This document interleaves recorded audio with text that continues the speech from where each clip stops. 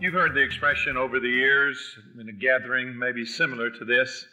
Someone will stand up and say, our next speaker needs no introduction. In fact, when the President of the United States is introduced, they simply say, and now, ladies and gentlemen, the President of the United States. So I'm not going to introduce Paul J. Meyer, our founder, at this time. He was the youngest member of the $1 Million Roundtable in insurance. For you that possibly are not from the West or from the United States, you have to know that this is an achievement that very few receive in their life, or they attain it in their life, and he was just a young man. He led the largest exclusive ordinary insurance company in the nation and the largest exclusive weekly insurance company. And by that time, when I first met him, he was the highest paid insurance salesman, just as a young man, in all of the United States. He built the largest insurance agency. He recruited 820 life insurance salespeople in only 12 months. It's difficult for me over the years as I've worked with him in these conventions to be in the hall and someone would know me and they would hear the goals and they would say, does he really believe that we can do that? They really don't know Paul Meyer when he gives a challenge and says, you can do this, because I had difficulty when I first met him and realized that he had recruited 820 life insurance salespeople in 1 year. And listen, he did all of that before he was 25 years of age. In the late 1940s and early 1950s, over half a century ago, he started what is now a multi-billion-dollar self-improvement industry. His name is always at the forefront. He was the first person to condense material and put it on reel-to-reel tape. He did this in the 1940s and the early 1950s. And since starting SMI 43 years ago, he has written 24 of our full-length, goal-setting motivation and leadership programs. In fact, he's a New York Times best-selling author. And if you don't have a copy of his latest book, Unlocking Your Legacy, it's also a bestseller. You speak to me and I'll make sure that you'll get a copy, and I can give you a special price. He's one of only a handful of people in America to receive every award given by the Boy Scouts of America over the last half century. In fact, he's received every award to be given by the Boys and Girls Clubs of America likewise. He has received the Distinguished Sales Cross for Great Britain, the Distinguished Sales Leadership Award from South Africa, and the Sales Leadership Award for the U.S. along with Art Linkletter. I was privileged to be there when he received that award. He has been the speaker for the National Life Underwriters in all 50 states and a keynote speaker to 19,000 people at the national USJCs. He wrote the leadership program that has been used by the United States JCs for 30 years. I could go on and on and on, but I would say to you that Paul J. Meyer is a family man. He and his wife Jane have 5 children and 15 grandchildren, and all of them live within 2 hours of each other. And let me say this in conclusion. I'm just sharing this information with you that I want you to have. Paul J. Meyer is a giver. I'm just old enough to know the difference between givers and takers. And sometimes what I do when I'm making my way through life, it's all that I can do to keep my silence when I'm with a lot of takers. But this man is a giver. The Paul J. Meyer Family Foundation has given tens of millions of dollars to over 34 charities and ministries. He knows that everything is God's by right of creation. And he unashamedly says over and over again that he gives all the credit for everything that he has done in his life to his Lord and Savior, Jesus Christ. His number one major goal in life is to honor God with everything he has, everything he writes, and everything that he accomplishes. Ladies and gentlemen, I'm happy to present to you my friend and your friend, our founder, Mr. Paul J. Meyer.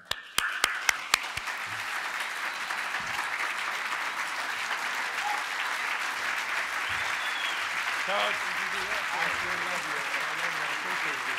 God bless you. You're going to do great. Thank you. Well, thank you.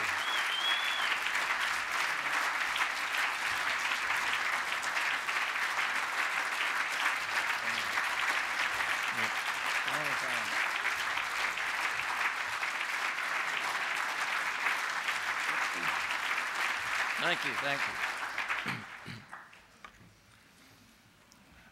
Well, I have some good news for you. I made it this year. Last year I got to the convention and was ill in the hotel, and Jane got us an airplane and flew me back to Waco. I stayed in intensive care a few days, and with a positive attitude and some good help and people praying, I got out, and I've done some hard work on staying healthy and staying alive. And I owe that to my Creator and to Jane. Well,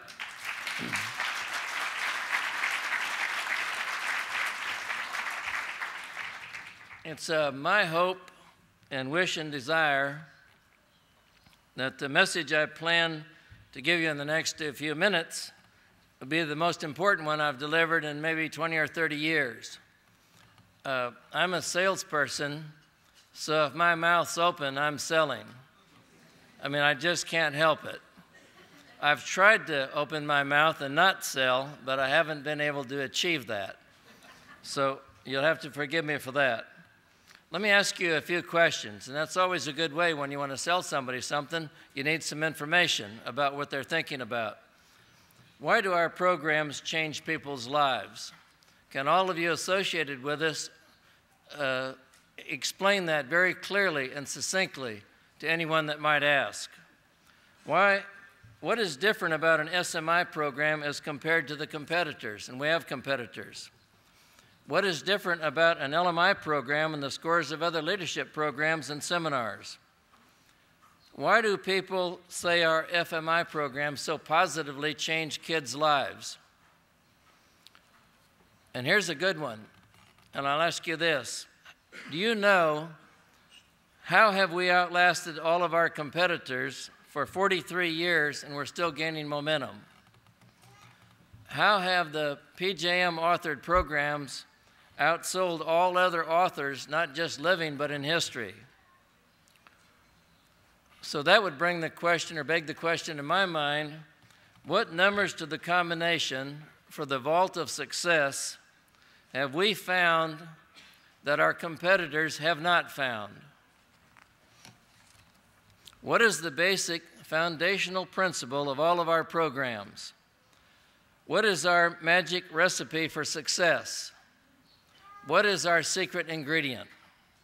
Whether it's going back to the 1960s, the 1970s, 80s, or we can go forward to 2020 or 2050, the principles in our programs are infallible, timeless, and proven to work in the past, now, and in the future. Our programs are designed to empower people to take charge of their own lives and to change their own futures. I have to be careful when I call something magic or say it's a secret, because people will think that's something mystical. To avoid any misunderstanding, I want to be sure that the word magic and secret of what we go through in our programs for the benefit of our customers is very, very clear. Unfortunately, just because something is clearly defined does not mean it will be accepted and put to use. The most important, fundamental, and basic idea of our programs is often overlooked, sidestepped, and ignored. And I hope all of you that are associated with us as master licensees, general directors, and sales associates heard what I just said. The most important, fundamental, and basic idea of our programs is often overlooked, sidestepped, and ignored. As a society of individuals, I think all of us associated with these companies are aware that we are creatures of habit. All information, whether in book, video, seminar, speech, or conversation format, is filtered in our minds through our past conditioning and present mental attitude, which for the most part has been severely abused, shortchanged, misaligned, and constricted. That's tough. As a result, most people spend a lifetime floundering in a sea of mediocrity. They achieve only a fraction of what they are capable of achieving. They accept too little too soon. and thus live their life in a rut. They filter everything through their indecisive, negative thinking, closed-minded, judgmental, and chloroformed brain condition. You want to say that again? Okay. We filter everything through our indecisive, negative thinking, closed-minded, judgmental, and fear-ridden mindset, thus living their lives in a chloroformed brain condition. And that's pretty tough. We put on a judge's robe when we read, listen, and watch, which is totally unfair to our mind, our hearts, and most particularly, our futures. This produces a life of mediocrity. It's the worst possible case of self-abuse. My hope and prayer when I started these companies was that these programs that I wrote would take people out of their rut and their life of mediocrity, and some way, somehow, awaken the sleeping giant within them. Some way, somehow, to find that God-given potential that's inside of every one of us that wants to come out. That's what my life's about, and that's what your life's about if you're associated with this company. Mediocrity is flying low to the ground like a sparrow when you could soar like an eagle. Mediocrity is being a teaspoon when you were born to be a steam shovel. Mediocrity is playing on a harp that has only one string when our Creator gave us 1,000 strings to play. Mediocrity is painting Technicolor pictures with only one color. Mediocrity is being a bantam when you were born to be a giant. Mediocrity is wishing upon only one star when we're capable of discovering incredible galaxies. I hate mediocrity, and I wouldn't wish it on anyone.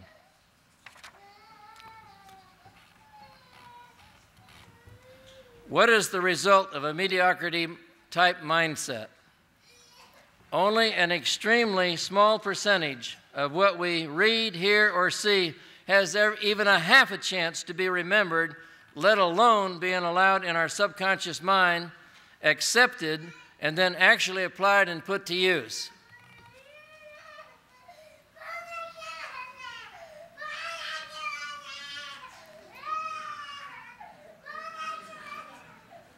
It's my competition.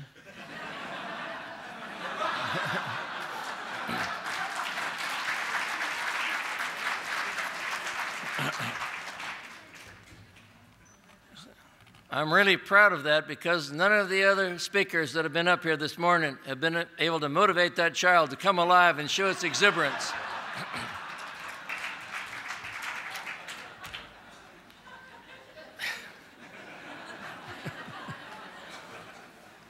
When we attend a seminar or read a book, we are listening and reading with our present mental attitude, which for the most part is full of fear, worry, indecision, and negative thinking, along with a great deal of prejudgment. When you listen, you actually hear 100% of what comes into your ears. But by the time it goes through your mental funnel of your subconscious mind, where you can accept it and believe it, understand it, and use it, it has been reduced to only about 10% of what came in your ears, or of what you actually heard. So the question I think any of us would ask, is there a better method than this method? I say yes, if you would listen with an open mind, withholding all prejudice and preconceived ideas, with a learning attitude that is excited about gaining new information, with positive expectancy, with a keen ear, and listen closely, with a keen ear of not only what's being said, but what it can trigger in your imagination and creativity that can spark you to have that aha experience. And what is an aha experience? Well, that can explode potentials and possibilities you never dreamed or thought of before. Now turn the mental intake funnel upside down.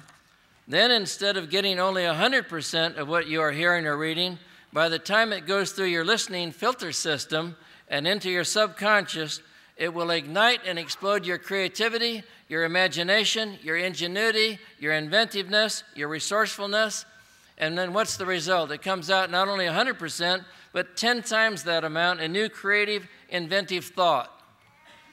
This is the reason when we see one person outperform another person double, that's why. When you see one person outperform another 10 times, that's why. When you see a person outperform a group of people singularly 100 times, that's why. That's actually the way you should be listening and taking notes during this convention celebration. It's also the way you and every one of your clients should participate in whichever one of our programs that you're using. You then become a possibility listener, a possibility thinker, a possibility participant, and a possibility doer. This will cause permanent change of attitude, behavior, and result. I've used this formula and this system when I listen to a lecture, go to a seminar, read a book, hear a sermon, or listen to a song, always expecting the experience to fire up my creativity and turn me on and get that spark, that genius something that's inside of every one of us that I know will come out if you believe it'll come out and you ask it to come out. Let me give you an example. One Sunday I was attending a church service in Waco, Texas, many, many years ago. I don't even remember what it was now. I couldn't remember the sermon because you remember I only listened to it one time. On my way home, I turned on the radio, and I heard a song entitled, "It's a Great Big Beautiful World." Well, the song inspired me. I pulled off the side of the road and took out a pad and started making notes, and I wrote an outline for lesson number 1 of the first SMI program I wrote. That program is now sold, listen to this, several $100 million worth, and was the #1 selling self-improvement course in the world for over 30 years. So I've often asked myself this question: what would have happened if I had attended that church service with a negative attitude, was judgmental, worried about something, full of prejudice, preconceived ideas? Well, I can give you the answer. I would have not left inspired, not creative. My listening intake funnel would be the same as the